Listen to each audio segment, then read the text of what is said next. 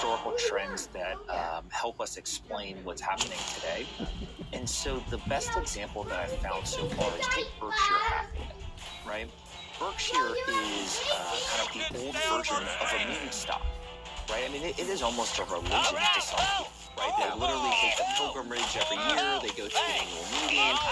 Buffett and Munger end up there and they go to it, and they're incredibly charming. And people just really are disciples of that investing strategy. And so when you think about that, I think most people would label it a meme stock, but it has all of the same elements that a Dogecoin has, right? Or a Bitcoin, or me, or a Wall Street Bets, GameStop, or whatever. And so I think that actually this stuff has been around literally for decades. As long as people have been able to communicate and they've been able to allow human emotion to enter the financial markets. And so what I then apply is, okay, well, if this has been around for a long time, like, how has that helped those businesses or hurt those businesses? And Berkshire, again, is a great example where how many people own the stock because they simply agree with the way that Warren Buffett invests his money?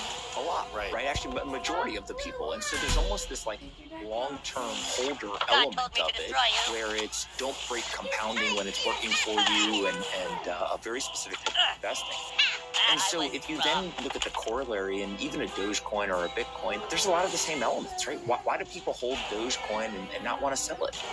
They really believe that it's going to go to $1 and they're sticking it to the man, right? And so they may not believe in the same investment strategy or kind of have the top-down approach, but there's no difference from a structural standpoint. And so I think we're just going to see this more and more because humans are able to communicate more with each other. There's a playbook now, right? Like how do you do this? And then you just get a bunch of copycats. And so I haven't yet figured out, is that something to invest behind or not, or how to think about it from like a portfolio construction standpoint.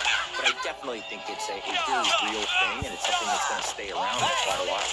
Yeah, that's what I'm trying to wrap my head around as well. It's like, when does a funny joke meme coin with people, like I would say, you have the OG, like original Dogecoin folks that have been hardcore believers forever, right? They would like to see this currency be a real thing. Then you have a lot of people, and there's a lot of these coins, like Bitcoin and a whole slew of them that people are just, I mean, when you look on Twitter, it makes you sick because you look at some of the infographics that are posted. It's like, we're going to go, it's all about pumping the coin.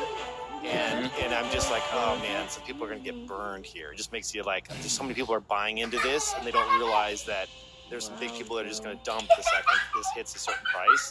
So, but Doge is different in that I feel like it actually has a chance to turn the corner and not be a joke meme coin, but be a real thing. And I'm wondering what has to happen to where you and I say like, oh crap, maybe we should hold some Doge because this is becoming a real thing. Part of me is to see Elon's demands on what Doge should do and about increasing block time. And he's got a list of things that he would like to see happen in the project.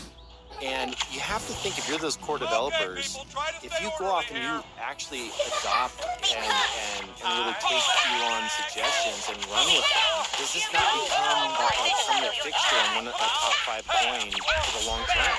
Yeah, I think what's really fascinating is it brings the question of what is a currency, right?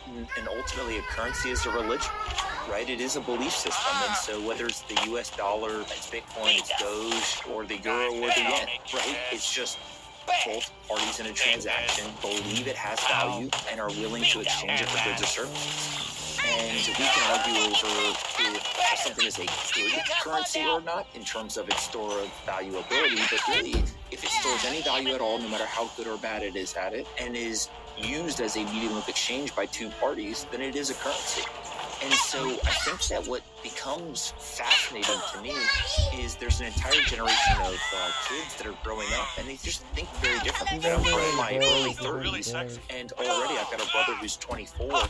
His relationship with money is so different than mine. I one time asked him how he sends money to his friends and he said Venmo and Uber. And I said, what do you mean Uber? He says, well, if we take a ride together, he goes, when we get out, we split. And I was like, wow, I never thought of it that way. But yes, technically there is a quote-unquote sending of money to your friends. Now, when you think about that, you start to say, well, what is a currency? It's all digital. Like, he doesn't interact with physical cash. He doesn't ever go into his bank and send wires or do anything that would require you to understand currencies. It's literally just numbers on a screen. And so one of the numbers on the screen will make you laugh, and all of your friends are using it too, it becomes a currency. Yeah, Right. And make you some money at the same time on the side. Like, Yeah, so again, and I think that this is true of Bitcoin and a whole bunch of these assets, and ultimately it was true of dollars at one point too, right? And so I think that you're just seeing a new generation of people, and again, story as old as time, right? How many currencies have risen and fallen, and done all of this, and so I think that it's, right now I'm in kind of observer mode. I don't necessarily have like investment thesis on it, We're on but it's absolutely vacation. fascinating to Let's watch go. this stuff unfold, and I don't think that it's going to reverse anytime soon. yeah, I've held Doge on and off over the years, and I looked at it recently, and I'm like, hey, I saw everybody trying to pump it to $1, and I'm like, okay, I don't want to play this game. But then I started to watch the relationship between Elon and the core developers, and I'm like, okay, they do everything he says. And Gemini came online, started offering Doge, a bunch of other, Crypto.com, a few other places all started selling Doge. I'm like, okay, well, the exchanges are now all picking up because there's money to be made there, obviously. What happens if the developer community picks this up? Because that's been my thing is I always like to see a really active developer community. Like, I want to go on GitHub and see if there's actual action.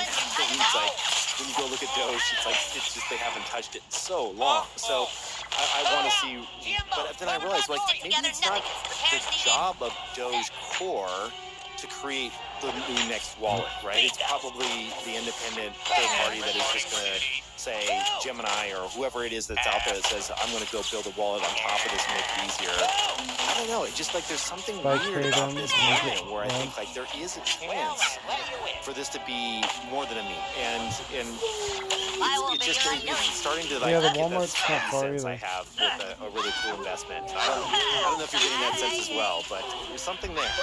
Yeah, look, I think that what a lot of, especially venture investors, and then some of the like more traditional financial community is starting to have to wrap their head around is, historically, you would go in and you would look at something and you would say, okay, show me the technology. Why is this superior? How can nobody else create this? It was all not soft skill tech analysis. It was very specific stuff. Today, there's this element of like, show me the community and explain to me why no one can replicate it. Right? And Doge is almost the best example. I think a lot about these assets that, frankly, you could replicate right. And there is no leader, there's no employees, there is no kind of team behind it, yet it still persists. Right? It's almost like a startup that everyone thinks is a dumb idea, but it just won't die. And eventually you're like, man, you're still here. Okay, like there must be something here. You have a really, really bad website, but people keep signing up, right? Like, all your marketing material makes zero sense, but sales keep coming in. Like, you must have some core, like, product market fit to understand it. And so I think that same thing is happening in some of these crypto assets. And the scary part is, and we should make sure we call out that there's a downside to all of this, right? For every one that works, there's 20 that don't work. Plenty of people are going to lose money on the ones that don't work. But I do think that there is kind of this middle ground where they're not all 100% going to go to zero. And at the same time, I don't necessarily recommend to people to go try to create the next meme coin, because I think that just the odds of success are so low. And a lot of times it's not your control, right? It's not like you and I can sit down, design a meme coin, say, okay, here's the kind of launch strategy, and then like we're going to make it successful. I think it's literally just people on the internet who are into this stuff, who like funny jokes, latch onto something, and then they make it a thing, not necessarily the creators. Yeah, that's a great point. Do you think